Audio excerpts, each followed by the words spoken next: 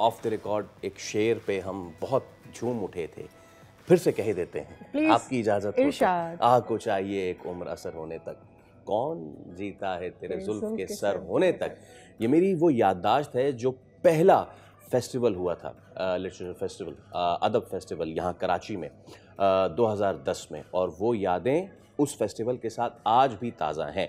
कराची में अदब फ़नून लतीफ़ा का सबसे बड़ा त्यौहार एक बार फिर सजने जा रहा है। 10वीं उर्दू अदब फेस्टिवल का बाज़ाब्ता ऐलान कर दिया गया है, जो 22 और 23 नवंबर को मुनक़िद होगा। बिल्कुल, फेस्टिवल पे मुल्क के नामवर अदीब, शोरा, दानश्वर, सहाफ़ी और समाजी रहनुमा शरीक होंगे, जिनमें ज़हरा निगाह और किश्वर नाहीद, वसतुल्लाह खान, शर्मिला फारूकी, शाज़िया मरी समेत there are going to be number of people जिनसे हम मिलना चाहते हैं, उनसे बात करना चाहते हैं। फेस्टिवल में इस बार भी अहम कौमी और फ़िक्री मौज़ूआत पर मुबाहिसे, मुकालमे, मुशायरे, कुतुब की रोनुमाई और बैनुल-अक़वामी नशस्तें मुनक़िद होंगी।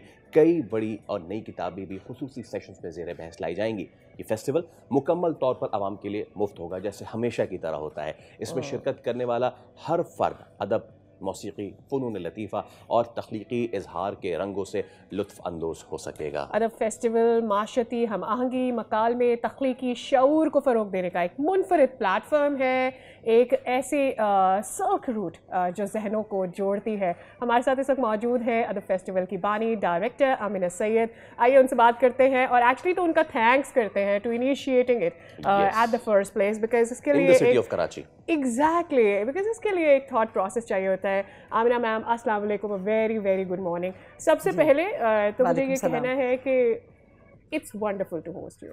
Why? Because we so need this. Karachi and whole of Pakistan so need these kind of events.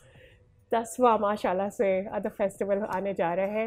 आपको खुद कैसे फील होता है looking back from 15 years from now? How do you feel about it? बहुत मुझे खुशी होती है और बहुत ही अच्छा लगता है, क्योंकि जब ये आसिफ फ़ारूकी और मैंने जब शुरू किया था, ये पहली समझिए लिटरेचर फेस्टिवल पाकिस्तान में 2010 में कराची लिटरेचर फेस्टिवल, तो हमारा मकसद ये था कि हम एक किस्म का एक समझिए एक नमूना बना देते हैं जो जो फिर और लोग उसको आगे ले जाएं।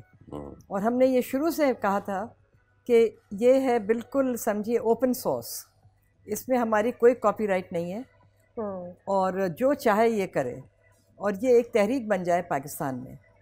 और आज मुझे बहुत खुशी है कि वाकई ये बन गई है एक तहरीक, हर शहर में हो रही है, कराची में बहुत सारी और होने लगी, और तो इस बात की मुझे बहुत खुशी है। ये बताइए, इस बार वैसे तो बहुत ही ज़बरदस्त इंटरेक्टिव सेशंस होते हैं, फ़िक्री नशस्तें होती हैं, लोग इस बार क्या क्या एक्सपेक्ट करें फेस्टिवल से? देखिए, इंटरैक्टिव तो हमने शुरू से किया था, बिल्कुल, कि हमें ये लगता है कि जो ऑडियंस है वो भी हमारा एक हिस्सा है। तो हमेशा हर सेशन में हम ऑडियंस को मौका देते हैं, बल्कि कई लोग मुझसे कहते हैं कि हमें भी मौका दें, हम फेस्टिवल में आके हम कुछ अपनी नज़म पढ़ना चाहते। तो मैं कहती हूँ कि आप फ़्लो से पढ़ें, आप हाथ उठाएं, आप सवाल करें, जो भी आपको कहना है। तो इस दफ़ा हमने नई चीज़ ये शुरू की है, एक तो हमने समझिए कोशिश ये की है कि देखिए फेस्टिवल हमारी ये है कि फेस्टिवल ऑफ एक्सप्रेशन, आप किस तरह अपने आप को एक्सप्रेस करते हैं। आप बेशक डांस गाने से करें, शेर शायरी से करें, या अपनी किताब से करें, जब भी एक्सप्रेस आपके लिए एक प्लेटफॉर्म तैयार है। तो उसमें हमने अब इस दफ़ा कॉमेडी भी रखी है, गाना भी रखा है, म्यूज़िक रखा है। अरशद महमूद आ रहे हैं, वो अपना एक पूरा सेशन करेंगे, और सैफ समेजो आ रहे हैं हैदराबाद से, शेमा सैयद भी गाएंगी, और असल में आरफा सैयदा ज़हरा जो अभी इंतकाल हुआ है, जिसका मुझे बहुत अफसोस है, मेरी बहुत ही प्यारी दोस्त थी वो, तो और आसिफ फ़ारूकी चले गए। और तो हम ये चाह रहे हैं कि इस दफ़ा एक उनको बजाय इसके कि हम 1 मिनट साइलेंस करें या सेशन करें, हम गाने से उनको याद करेंगे। How wonderful. तो it's a new way to pay tribute, और किसी को याद करना। और हर सेशन में हम कई सेशन में हम, अगर जो भी उस सेशन का मौजू है, हम शुरुआत करेंगे एक गाने से, जो उस सेशन से समझिए कि ताल्लुक़ है उसका। बहुत खूबसूरत। अच्छा, आज से मे बी जब हम लोग बड़े हो रहे थे 2010 से, अगर हम जब से जर्नलिज्म में हम बीइंग इंटर्न्स आए थे, उस तरह से हम भी इस तरह की activities, I am sure Faisal भी इस तरह की एक्टिविटीज़ को देख रहा होगा।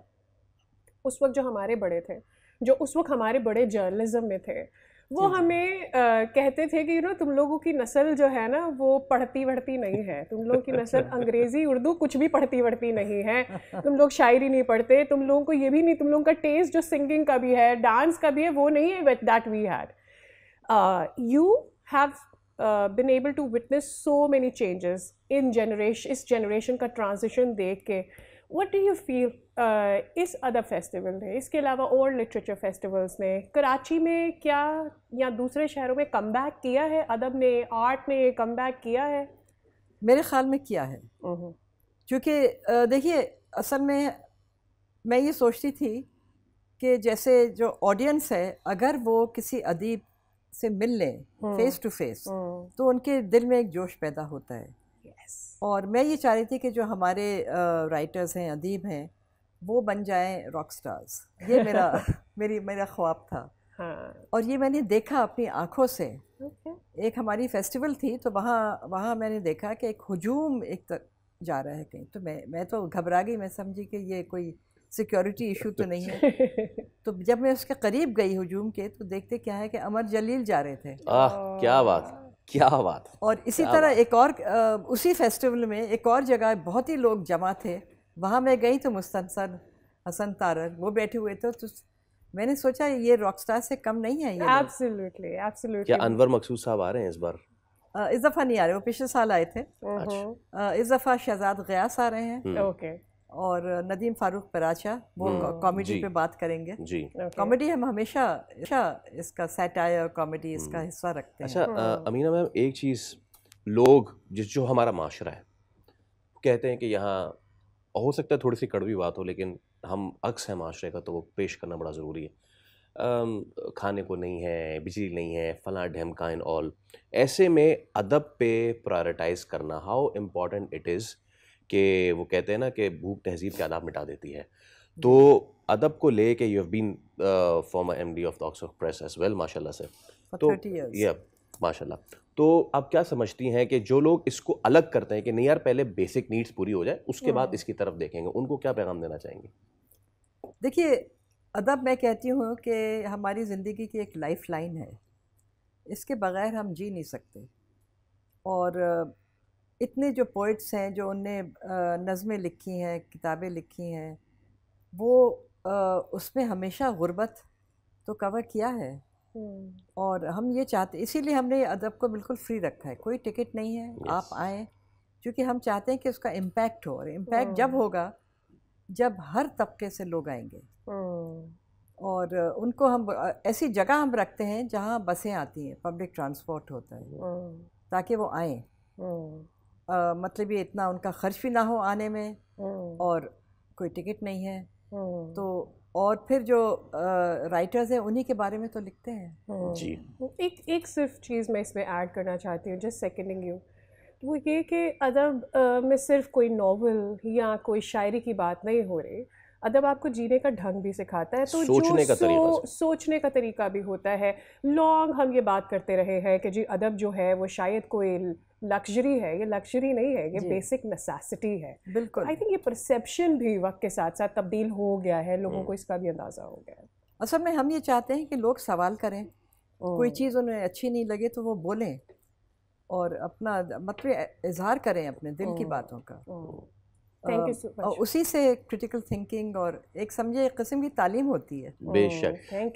मैम अमीना सईद साहिबा, बहुत शुक्रिया तशरीफ़ आवरी का। और आपसे अब अगली मुलाकात 22 और 23 को होगी। तो जनाब 22 और 23 को जो है नवंबर को मुनक़िद हो रहा है, and it's in beach luxury again. जी नहीं, ये हैबिट 22 और 23 नवंबर को हैबिट सिटी में है। हैबिट सिटी जो टीपू सुल्तान और मिडल ऑफ द सिटी में है। और 12 बजे से शुरू है। क्रिएटिव राइटिंग क्लासेस भी हैं बच्चों के लिए, पपेट शोज हैं, हमने बच्चों के लिए पूरा इंतजाम किया हुआ है भाई। अब तो इस मामले में तो अब जाना बनता कोई है, बहाना भी नहीं बनता। कोई बहाना नहीं बनता, जाना है बनता। बहुत शुक्रिया miss Amina, thank you so much for your time. और कराची, न सिर्फ कराची बल्कि पूरे पाकिस्तान में, इस्लामाबाद में अदब को फ़रोग़ देने के लिए हम आपका तहे दिल से हम आपके शाकिर हैं। बहुत शुक्रिया, thank you so much. Subscribe करें और बेल दबाएं ताकि कोई खबर रह न जाए।